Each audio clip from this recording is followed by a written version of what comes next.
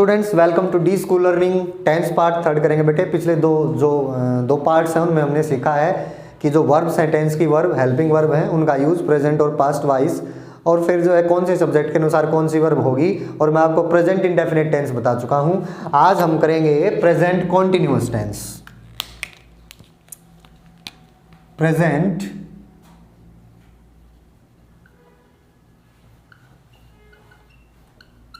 Continuous tense. तो बेटे इसका स्ट्रक्चर क्या है मैं आपको बता चुका हूं। स्ट्रक्चर क्या है एक बार फिर देख लेते हैं। सब्जेक्ट होगा, फिर उसके बाद कौन सी वर्ब यूज होगी, हेल्पिंग वर्ब यूज होगी हमारी। हेल्पिंग वर्ब कौन सी यूज होगी इसमें, is, am, are plus V1 plus ING, ठीक है। उसके बाद हमारा ऑब्जेक्ट और फिर जो है रिमेनिंग पार्ट। ये हमारा प्रेजेंट कॉन्टिन्यूअस का स्ट्रक्चर है। इसको बेटे प्रेजेंट प्रोग्रेसिव टेंस भी बोलते हैं। प्रोग्रेसिव टेंस भी इसको कहा जाता है, ठीक है। तो ये इसका स्ट्रक्चर होगा हमारा। Subject is MR, V1 plus ING plus object plus ये। अब इसका नेगेटिव अगर हम बनाएंगे, अगर हमने नेगेटिव बनाना है तो नेगेटिव का क्या स्ट्रक्चर हो जाएगा, subject plus is MR plus, अब यहां बेटे इज MR के बाद आपका क्या आएगा, यहां आपने नोट लगाना है, note plus V1 plus ING, V1 plus ING plus object plus remaining part. ये आपका कौन सा सेंटेंस हो जाएगा, नेगेटिव सेंटेंस। फिर आपने अगर इसका इंटरोगेटिव बनाना है तो इंटरोगेटिव को कैसे बनाओगे, इंटरोगेटिव का क्या स्ट्रक्चर होगा। इंटरोगेटिव में क्या होगा कि मैंने आपको बताया था कि हेल्पिंग वर्ब आपकी आगे आ जाती है बस, ठीक है। ये जो इजमार है ये आपकी बेटे आगे आ जाएगी। बाकी क्या रहेगा, सब्जेक्ट प्लस, और ये नोट तो आपका यहीं रहेगा। ये तो इंटरोगेटिव है, अगर आपने इंटरोगेटिव नेगेटिव बनाना है तो उसमें नोट आ जाएगा, plus V1 plus ING plus object plus remaining part. और बाद में क्या आता है बेटे, इसमें क्वेश्चन मार्क हम लगा देते हैं इंटरोगेटिव सेंटेंस में, ठीक है। ये आपका हो जाएगा इंटरोगेटिव,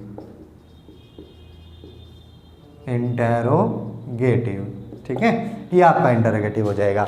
इंटरोगेटिव कैसे बनता है, बस हेल्पिंग वर्ब को, जो भी हेल्पिंग वर्ब है उसको सब्जेक्ट से पहले लिया हो। इंटरोगेटिव नेगेटिव में क्या हो जाएगा, ये नोट भी लग जाएगा एज इट इज, क्योंकि हेल्पिंग वर्ब तो बाहर आ ली, नोट यहाँ आ जाएगा, वो इंटरोगेटिव नेगेटिव हो जाएगा आपका।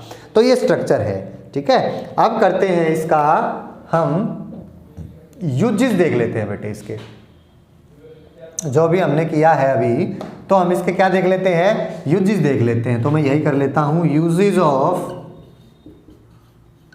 Present continuous tense.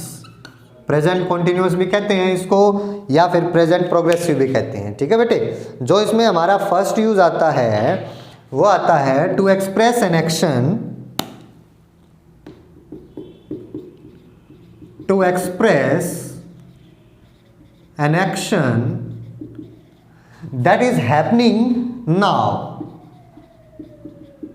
that is happening now, जो अब हो रहा है, या at this very moment, now या at this very moment, ठीक है।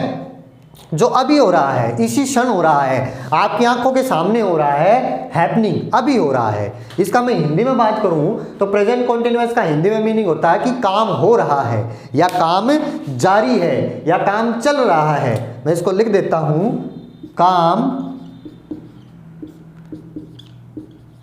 चल रहा है, चल रहा है, या काम जारी है। फिलहाल जिसको आप देख रहे हो, आपको अपनी आंखों के सामने वो काम होता हुआ दिखाई दे, तो वहां आपने क्या यूज करना है, इज MR प्लस ING, यानी कि प्रेजेंट कॉन्टिन्यूअस आपने यूज करना है, ठीक है। तो इसके एग्जांपल देख लेते हैं। जैसे मैं कहूं, I am studying now, यानी कि मैं क्या कर रहा हूं, फिलहाल पढ़ रहा हूं, ठीक है। या फिर मैं कहूं they are playing, they are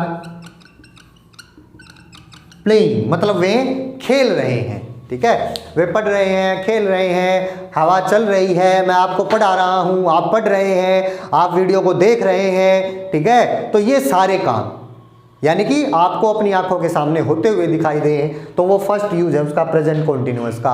तो फिर उस टाइम पर आप क्या यूज करेंगे, प्रेजेंट कॉन्टिन्यूअस यूज करेंगे, ठीक है। कोई बड़ी दिक्कत नहीं आएगी इसमें, आप कर लोगे। ये बेटे मैं आपको बता ही चुका हूं शुरुआत में ही, फर्स्ट पार्ट में वीडियो के आई थिंक सेकंड पार्ट में, कि कब इज लगाना है, कब एम लगाना है, कब आर लगाना है। ये बार बार नहीं बताऊंगा, इसमें कोई डाउट नहीं होना चाहिए। आप सेकंड पार्ट देखिएगा जा करके, इज सिंगुलर के साथ, आर प्लूरल के साथ, एम आई के साथ, ठीक है। ये मैं बता चुका हूं आपको।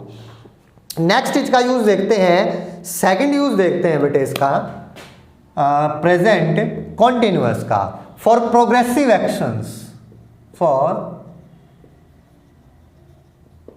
प्रोग्रेसिव एक्शंस, ऐसे एक्शंस जो क्या है, प्रोग्रेसिव है। इसलिए इसी यूज से इसको हम क्या कहते हैं, प्रेजेंट प्रोग्रेसिव कहते हैं, ठीक है। इसका नाम प्रेजेंट प्रोग्रेसिव इसलिए इसको रखा गया है क्योंकि ये प्रोग्रेसिव एक्शंस के लिए भी यूज होता है, ठीक है। कौन से एक्शन, मतलब कि ऐसा एक्शन, प्रोग्रेसिव का मतलब है कोई ऐसे एक्शन जो प्रोसेस में है, जो अभी प्रोग्रेसिव है, जो चल रहे हैं, ठीक है। कोई ऐसे लॉन्गर एक्शन, जैसे मैं कहूं, एग्जांपल ले लेते हैं इसका, या एक बार लिख लेते हैं, to express a longer action, क्या, किसी लॉन्गर एक्शन को एक्सप्रेस करने के लिए विच इज इन प्रोग्रेस, जो किस में है, प्रोग्रेस में है, ठीक है। एग्जांपल देख लेते हैं, मैं कहूं I M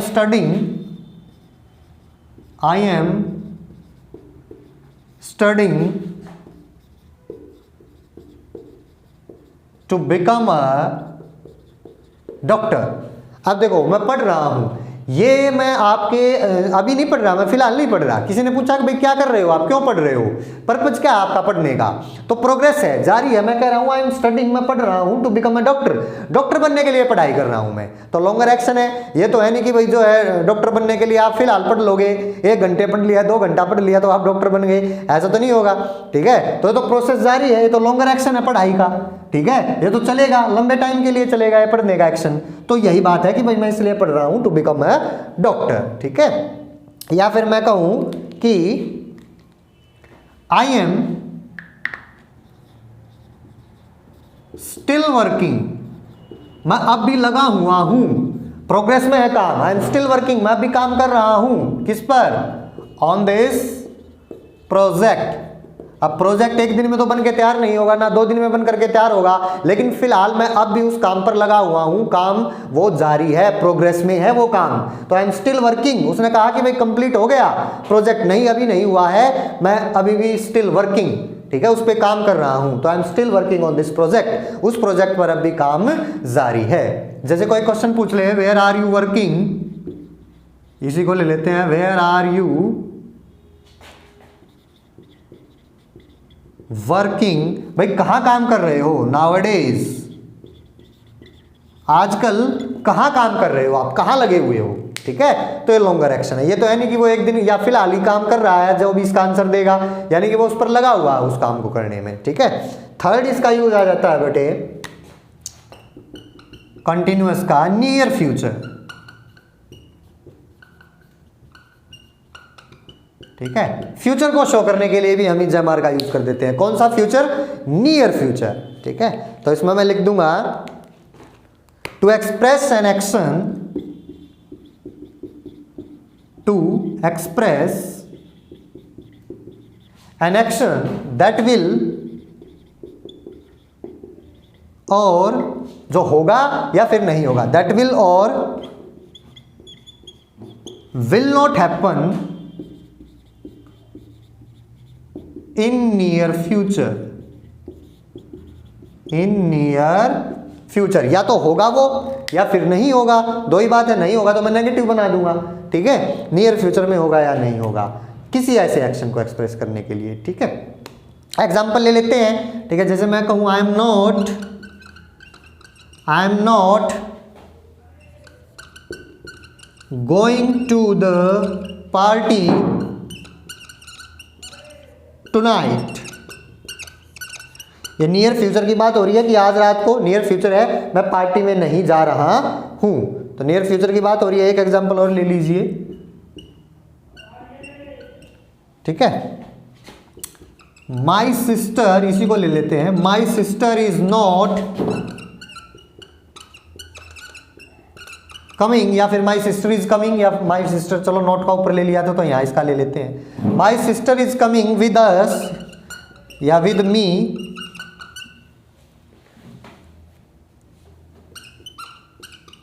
to the party, इसी को ले लेते हैं टुनाइट, ठीक है, नियर फ्यूचर है तो वहां मना कर दिया, ये नहीं होगा ये होगा, माई सिस्टर इज कमिंग, वो आ रही है with me to the party tonight. तो ये हो गए बेटे इसके 3 यूज, इसका एक लास्ट यूज रहता है वो देख लेते हैं एक बार जल्दी से, तो इसी को मैं रब कर देता हूं बेटे। इसका 4th है चेंजिंग सिचुएशंस, चेंजिंग सिचुएशंस, ऐसी सिचुएशंस जो बदल रही हैं, ठीक है, जो चेंज हो रही है लगातार। जैसे मैं कहूं द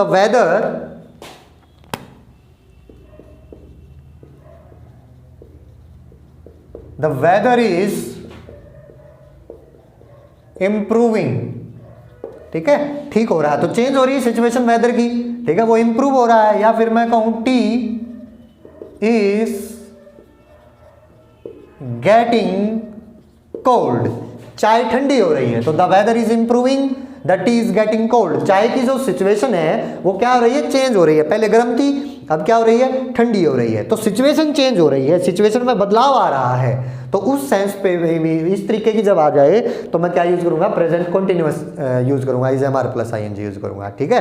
तो नेक्स्ट टेंस की तरफ बढ़ते हैं बेटे, प्रेजेंट परफेक्ट टेंस आता है इसमें हमारा present perfect,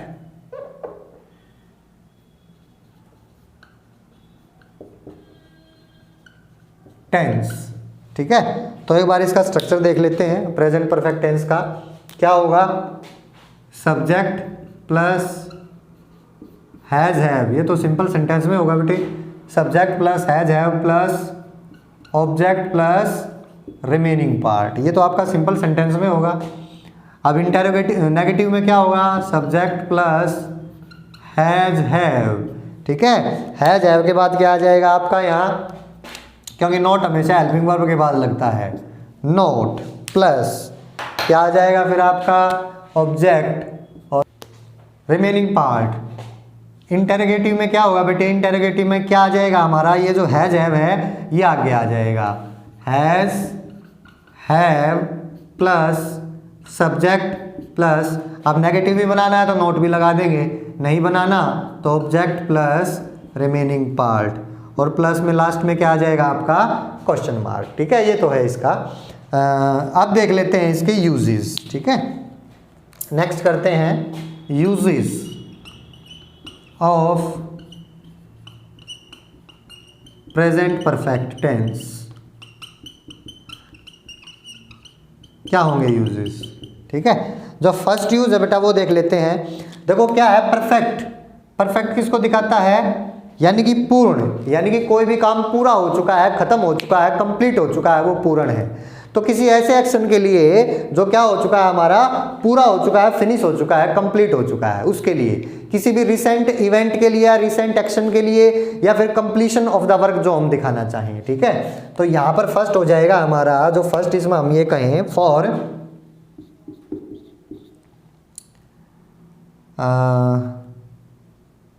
completion of the action, completion के लिए जो काम पूरा हो चुका है, ठीक है। जैसे मैं अभी आपको प्रेजेंट कॉन्टिन्यूअस टेंस पढ़ा चुका हूं, तो ये काम पूरा हो चुका है, ठीक है, फिनिश है, ये पूरा कर चुका हूं मैं इसको। रिसेंट इवेंट है ये, इसको हम for the completion of the action भी कह सकते हैं या रिसेंट इवेंट कह सकते हैं, जो अभी अभी हुआ है, रिसेंट इवेंट जो अभी अभी हुआ है। ठीक है, तो मैं अभी आपको ये करा चुका हूं प्रेजेंट कॉन्टिन्यूअस टेंस। तो मैं इसका एग्जांपल लूं तो क्या कहूंगा कि आई हैव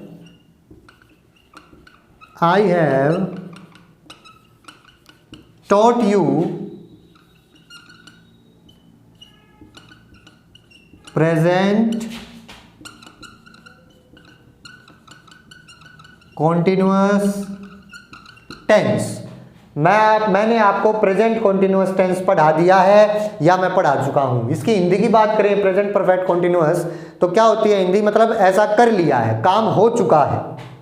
ठीक है, मैं इसकी हिंदी लिख देता हूं। इसका मीनिंग होता है बेटे काम हो चुका है, हो चुका है या काम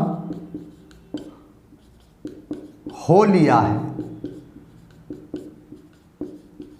अभी अभी खत्म हुआ है। ठीक है, अभी अभी थोड़ी देर पहले, बस रिसेंट इवेंट है, अभी अभी थोड़ी देर पहले वो काम खत्म हो चुका है, अभी अभी वो पूरा हुआ है, कंप्लीशन है, ये थर्ड फॉर्म कंप्लीशन दिखाती है। ठीक है, तो फर्स्ट यूज हो गया इसका रिसेंट इवेंट में for the completion of the action. तो जैसे एग्जांपल लिया मैंने, I have taught you present continuous tense. ठीक है, तो मैं खाना खा चुका हूं, मैंने खाना खा लिया। देखो मैं खा रहा हूं फिलहाल, तो ये तो जारी है, I am eating.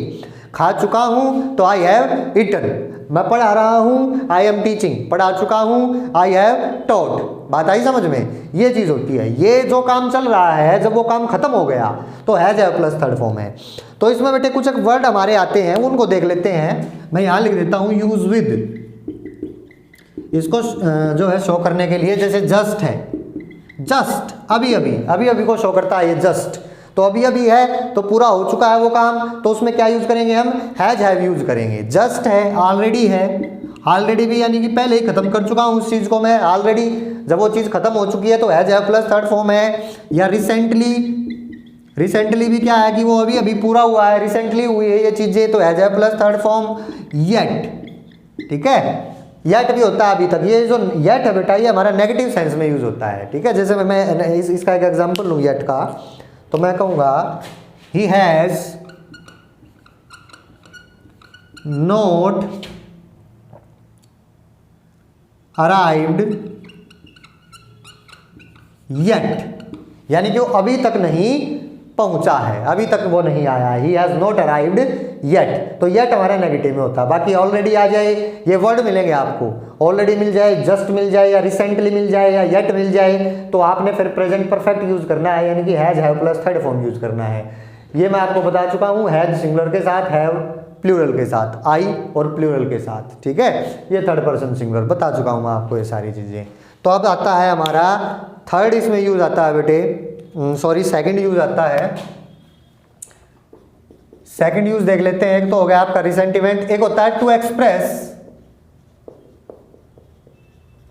Life experiences,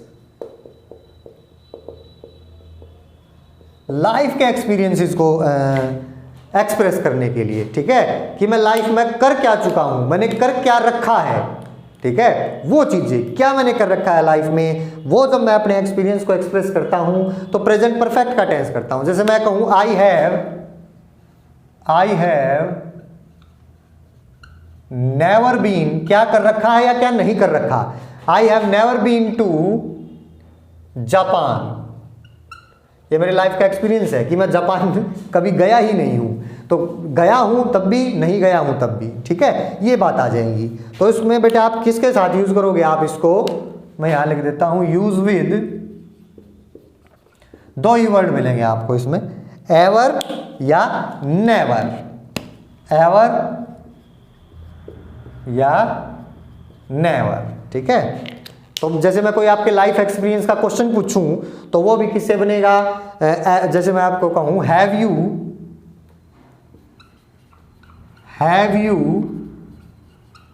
ever read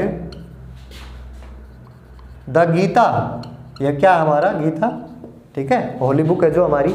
have you ever read the Gita, तो क्या कभी आपने ये जो गीता पढ़ रखी है, मैं आपका एक्सपीरियंस पूछ रहा हूं लाइफ का। ठीक है, पढ़ रखी है तो आप कहोगे यस आई हैव रेड, नहीं पढ़ रखी तो क्या, no I have never read, no I have never read. ठीक है, तो ये चीज़ आ जाएगा, लाइफ का एक्सपीरियंस शो करने के लिए इसका यूज़ किया जाता है। थर्ड यूज़ देखते हैं बेटे इसका, तो ये हैवर या नेवर के साथ हो जाएगा। जो इसका थर्ड यूज़ आता है वो आप ये कह सकते हैं कि इसमें कुछ ज़्यादा नहीं है, हाउ लॉन्ग का आंसर होता है एक किस्म से, हाउ लॉन्ग, कि कितने लंबे समय से, ठीक है, कितने लंबे समय से आप वो काम आपने वो काम कर रखा है। जैसे मैं ये कहूँ, एग्जांपल लेते हैं इसमें, आई हैव